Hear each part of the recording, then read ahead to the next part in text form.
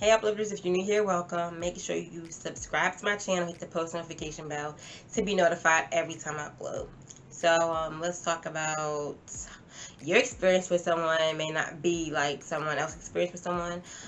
Um, I spoke about, like, not on a video, but I spoke about this with and my best friend and other family members. Mainly what I want to say is, like, when we hear that someone has raped or tried to rape somebody or sexually assaulted somebody, abused them anyway, domestic violence, emotional, whatever type of abuse someone adored, we try, and we had a good experience with someone. We're like, well, I don't think that person would ever do that. I don't see that happening. I want to bring awareness to that because I feel like a lot of people, they don't recognize the signs because they see good qualities in someone.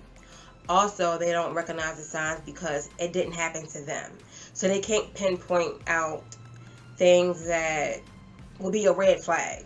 And some people are just naive and they don't want to see. They're in denial about the red flags that they have seen. So, a scenario. Say, for instance, a teenager told someone that a family friend has raped them every time they would visit. Let's use that as a scenario, right? And everyone is like, I don't see that. Like, they're telling someone to their face, I don't see that happening. Like, he doesn't give me that vibe, and he never tried nothing with me. So why would he try something with you? And it's always like a denial thing. You're comparing someone's experience to yours, and yours is good and that person is bad, and just because your experience is good with that person, that means that the other person is lying about it. And sometimes we have to be mindful of how we say things and what we say, because just because you love somebody, you care for them, and you've been around them for a long time, years, and you know them, you really don't know someone. Anybody is capable of hurting somebody. Let's be clear. Doesn't matter if they love kids, if they're a good parent, if they never gave you the clues or the red flags of them hurting somebody. It's always possible, and I feel like we have to not walk around like everybody's out to hurt our kids or hurt us, but we have to really pay attention, because it's always signs. It's always the way somebody acts around a particular person. If a victim is standoffish to one person and they don't want to be around that person, that's maybe a red flag.